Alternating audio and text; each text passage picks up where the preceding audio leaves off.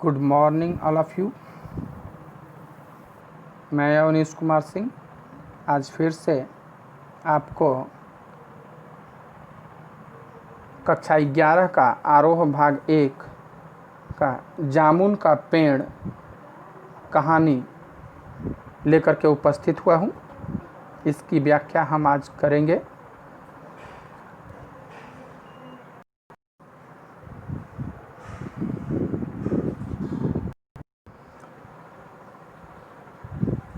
तो चलिए हम लोग व्याख्या देखते हैं। जामुन का पेड़, सबसे पहले जीवन परिचय जान लेते हैं।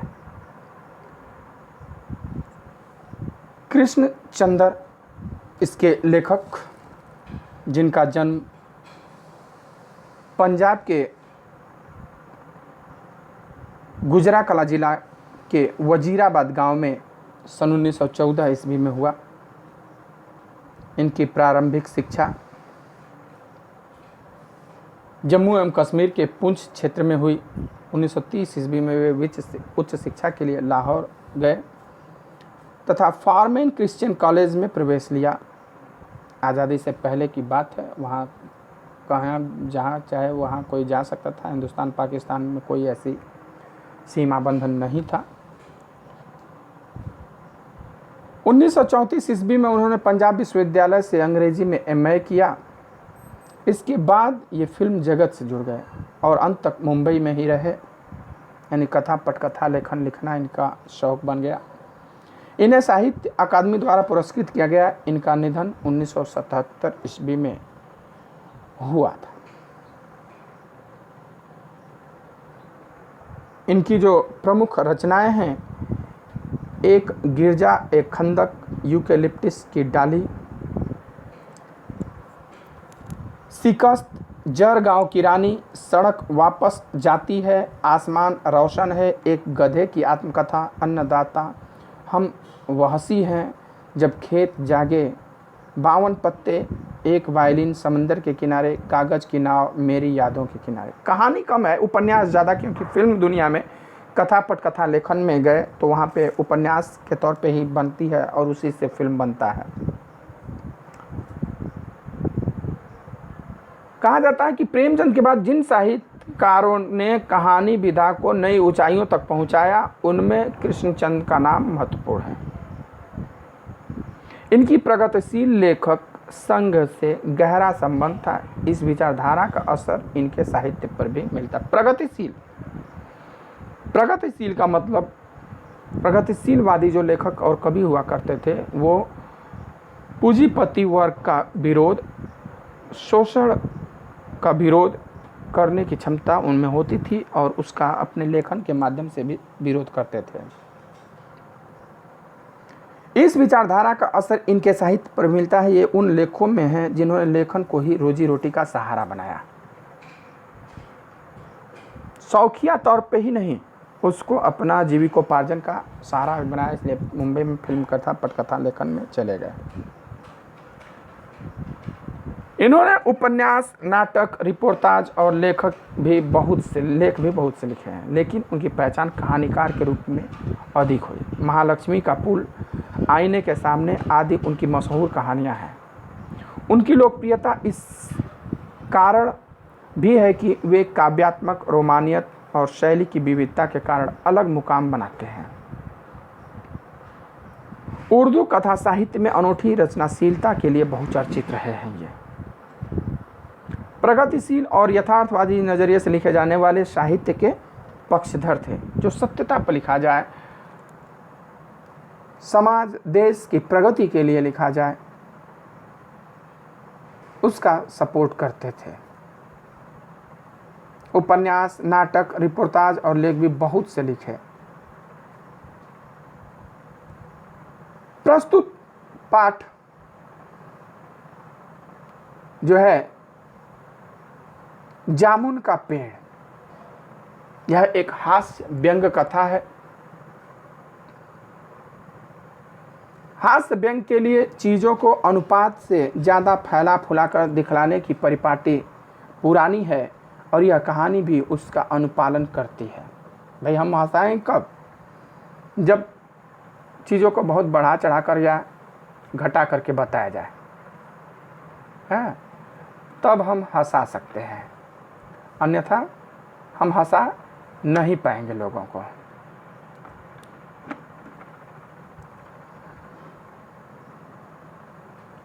इसलिए यहाँ जो घटना अतिशयोक्तिपूर्ण और अविश्वसनीय जान पड़े तो कोई हैरत नहीं होगी। जिसमें जो घटना दिया गया है उसमें आप जब देखेंगे, पढ़ेंगे तो पाएंगे कि काफ़ी अतिशयोक्ति है उसमें। अतिशयोक्ति मतलब बात को बहुत बढ़ा चढ़ा करके कहना, जहाँ सामान्य परिस्थितियों में होना असंभव होता है। यहाँ कार्यालयी तौर तरीकों यानी सरकारी कामकाज के ऊपर पाया जाने वाला विस्तार कितना निरर्थक और पदानुक्रम कितना हास्यास्पद है। यह बात दिखाया गया है कि सरकारी कामकाज कैसे होता है। अगर आप घूस नहीं दें तो आप दफ्तरों के चक्कर लगाते रह जाएंगे। इस व्यवस्था के संवेदन शून्य एवं अमानवीय होने का पक्ष भी हमारे सामने आता है। अब देखेंगे। तो आइए अब हम कहानी पढ़ते हैं। क्या कहानी है, किस पर व्यंग किया गया है, कौन है, कहाँ से है। कि रात को बड़े जोर का झक्कड़ चला। झक्कड़ मीन्स आंधी। झक्कड़ मीन्स आंधी। बड़े जोर की आंधी चली। सेक्रेटरिएट के लॉन में जामुन का एक पेड़ गिर पड़ा। सेक्रेटरिएट सचिवालय, सचिवालय प्रदेश मुख्यालय पर होता है, जहाँ तमाम कार्य निपटाए जाते हैं। मंत्रिमंडल में वो काम जो बनाए जाते हैं वो सचिवालय में कार्य रूप में दिए जाते हैं। सचिव लोग होते हैं मंत्री के, वो आईएएस अधिकारी होते हैं। जो मंत्रियों के सचिव होते हैं वो सचिवालय में ही बैठते हैं। तो सचिवालय के लॉन यानी कि जो बगीचा था, उसका गार्डन था, सभी लोग लॉन में जानते ही है। जामुन का एक पेड़ गिर पड़ा था। जामुन का पेड़ कहा जाता है कि वैसे भी बड़ा कमज़ोर होता है, आंधी तेज आती है तो गिर जाता है। सवेरे को जब माली ने देखा तो उसे पता चला कि पेड़ के नीचे एक आदमी दबा पड़ा है। जब सुबह सुबह माली गया निरीक्षण करने तो देखा कि उस पेड़ के नीचे एक आदमी दबा हुआ है। माली दौड़ा दौड़ा चपरासी के पास गया कि भाई उसमें एक आदमी दबा, उसमें एक आदमी दबा, चलो चलो देख लेते हैं। तो चपरासी दौड़ा दौड़ा कलर के पास गया। क्लर्क दौड़ा दौड़ा सुपरिंटेंडेंट के पास गया। सुपरिंटेंडेंट दौड़ा दौड़ा बाहर लान में आया। मिनटों में गिरे हुए पेड़ के नीचे दबे हुए आदमी के चारों ओर भीड़ इकट्ठी हो गई। देखिए किस प्रकार से सरकारी अमला काम करता है। वहां कोई संवेदनशीलता नहीं होती है। मौके की नजाकत को नहीं देखा जाता है। वहां या तो पैसा खर्च करिए या तो फिर सिस्टम से चलिए तो मर जाएंगे आप, दब कुचल जाएंगे, या तो उतनी आपके अंदर पेशेंस होनी चाहिए। चपरासी से कहा भाई देखो देखो लान में कोई एक आदमी जामुन के पेड़ के नीचे दब गया है। हो गया, रुको रुको, गया क्लर्क को बताया, और ये साहब उसमें एक आदमी दब गया है जामुन के पेड़ के नीचे। वो गया सुपरिंटेंडेंट को बताया। वो दौड़ा दौड़ा बाहर आया। तब तक इतनी हल्ला हो चुका था, काफी लोग वहां इकट्ठे हो गए थे, काफी भीड़ इकट्ठी हो गई। अब जब भीड़ इकट्ठी हो गई तो देखिए भीड़ का क्या प्रतिक्रिया होता है। भीड़ में अनेक प्रकार के लोग होते हैं, अनेक मानसिकता के लोग होते हैं, अनेक विचारधारा के लोग होते हैं। भीड़ को यहां दर्शाया गया कि भीड़ क्या करती है। तो जब आया तो वहां पर बेचारा जामुन का पेड़ कितना फलदार था। उसी सचिवालय का एक क्लर्क बोला, कहा बता जामुन का पेड़ कितना फलदार वृक्ष था। उसको ये चिंता नहीं है कि उस पेड़ के नीचे एक आदमी गिरा दबा है, वो नहीं है कि ये बेचारा आदमी दबा हुआ है यार, किसी तरह से निकालो। उसको यही चिंता है कि जामुन का पेड़ कितना फलदार था, ये बड़ा मीठा था, और इसकी जामुन कितनी रसीली होती थी। दूसरा कलर याद करते हुए कहा, इस पेड़ का जामुन कितना मीठा आनंददायक होता था। मैं फलों के मौसम में झोली भर कर ले जाता था, मेरे बच्चे इसकी जामुन कितनी खुशी से खाते थे। तीसरा कलर लगभग रुआसा होकर बोला। पहला कहा कि बेचारा जामुन का पेड़ कितना फलदार था यार। दूसरा कहा कि अरे इसका जामुन कितना मीठा होता था। तीसरा कहा भाई मैं तो जब मौसम आता था जामुन फलता था, मैं तो झोला भर भर के घर ले जाता था और बच्चे खूब खाते थे। कहते कहते मानो कि रो पड़ेंगे, इतना गम हो गया है उस जामुन के पेड़ के गिरने का। लेकिन उस व्यक्ति का नहीं देख रहे हैं जो कि उसके अंदर दबा हुआ है। यानी कि सरकारी कार्यालयों में आप जब जाएंगे तो उनको अपने बेनिफिट की सिर्फ बात दिखती है, आपकी मजबूरी का कोई उन्हें मतलब नहीं होता है। आप पढ़े हैं नमक का दरोगा कहानी में, मुंशी बंसीधर के जो पिताजी हैं वो उनको यही सीख देते हैं कि बेटा जब कोई मजबूर आए तो उससे तुम जितना चाहो उतना दूर सकते हो, जितना चाहो उतना रिश्वत ले सकते हो। तो यहाँ लोगों की मजबूरी को सिर्फ देखते हैं, मजबूरी का फायदा उठाते हैं। जो जितना मजबूर होगा उतना ज़्यादा नफ़ा दे करके जाएगा।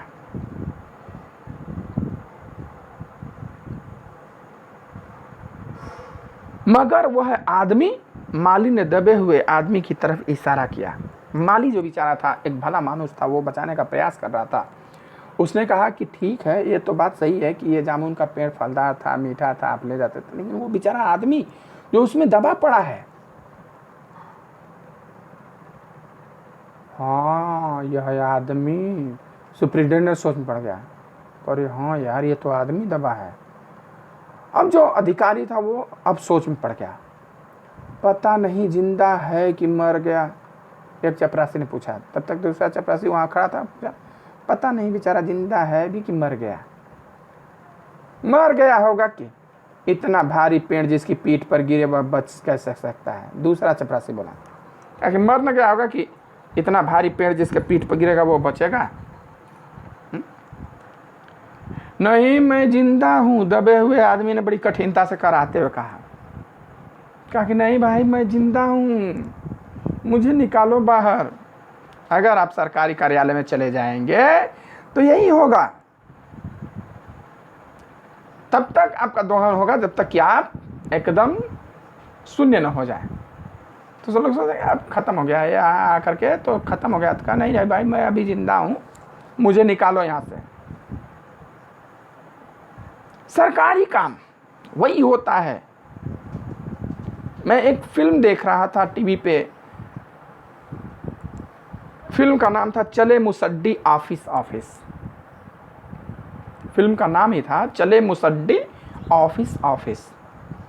मतलब मुसड्डी लाल थे, उनको सरकारी कर्मचारी थे और सरकारी कर्मचारी द्वारा ही उनको मृत घोषित कर दिया गया था, जिससे उनका पेंशन आना बंद हो चुका था।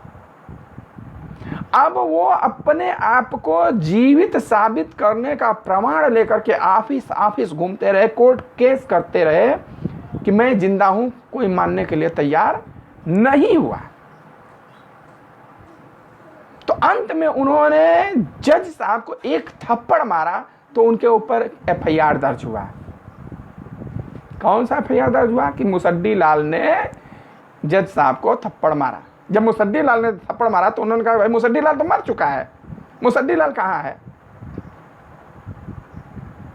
तो जब मुसड्डी लाल मर चुका है तो जज को थप्पड़ कैसे मारेगा। तब जाकर के यह बात जब जज के ऊपर आई, यानी अपने ऊपर जब आती है, तब ये कहते हैं नहीं ये तो जिंदा है, इसको सजा मिलना चाहिए।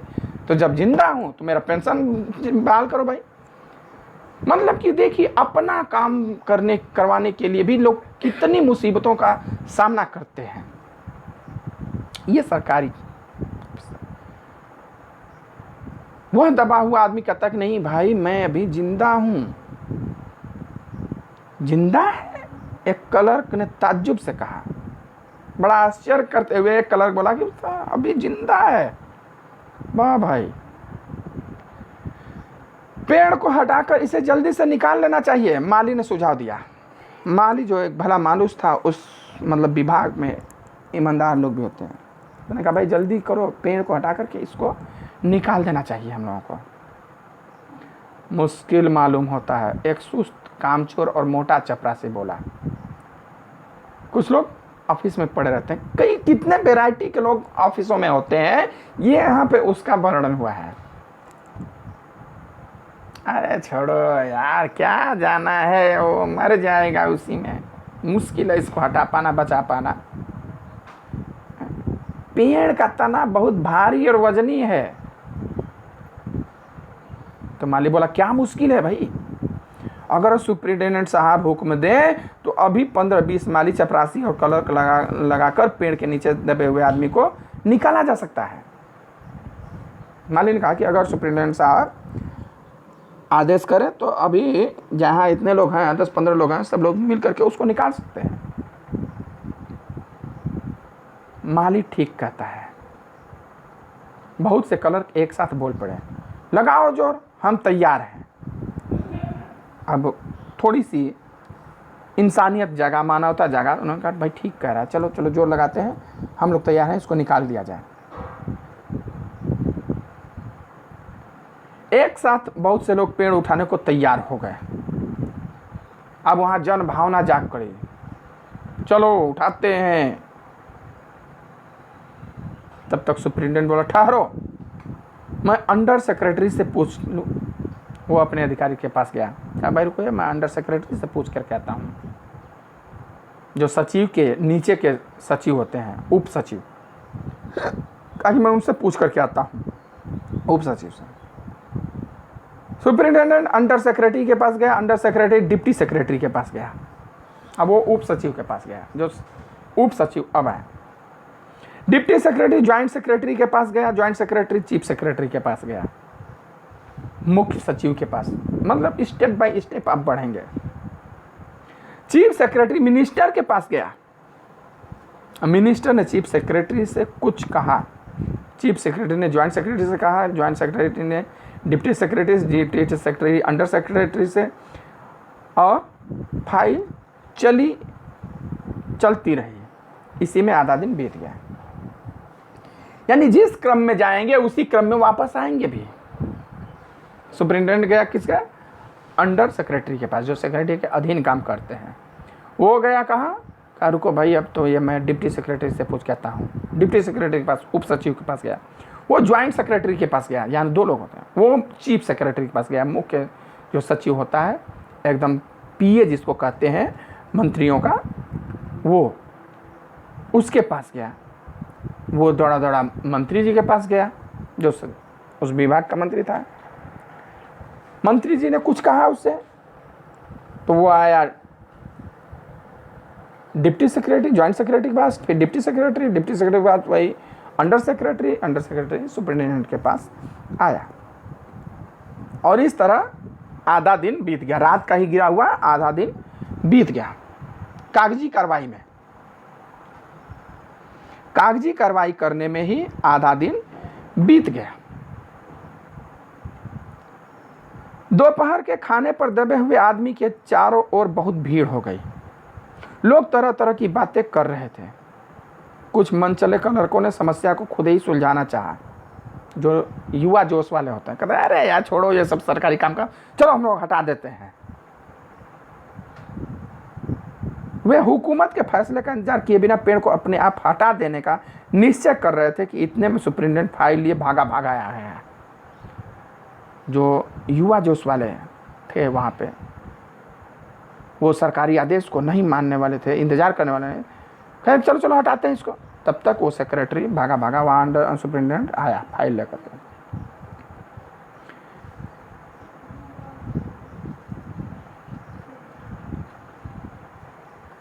बोला हम लोग खुद इस पेड़ को नहीं हटा सकते, हम लोग व्यापार विभाग से संबंधित हैं और यह पेड़ की समस्या है जो कृषि विभाग के अधीन है। मैं इस फाइल को अर्जेंट मार्क करके कृषि विभाग में भेज रहा हूँ। वहाँ से उत्तर आते ही इस पेड़ को हटवा दिया जाएगा। क्या भाई देखो, हम लोग इस पेड़ को नहीं हटा सकते, हम लोग व्यापार विभाग के हैं और ये भाई पेड़ का मामला है तो कृषि विभाग में जाएगा। हम जल्दी से इस फाइल पर अर्जेंट लिखकर कृषि विभाग को भेज देते हैं, जो वहाँ से फैसला आएगा उसको हम लोग करेंगे। चलिए ठीक, आज के लिए इस वीडियो में इतना ही। अगला भाग मैं अगले वीडियो में आप लोगों को व्याख्या करूँगा। इस वीडियो में अगर आपको कोई परेशानी हो, समस्या हो, तो आप कमेंट करके या फ़ोन करके मुझसे पूछ सकते हैं। अगर वीडियो अच्छा लगा तो लाइक, शेयर और कमेंट भी कर सकते हैं। धन्यवाद।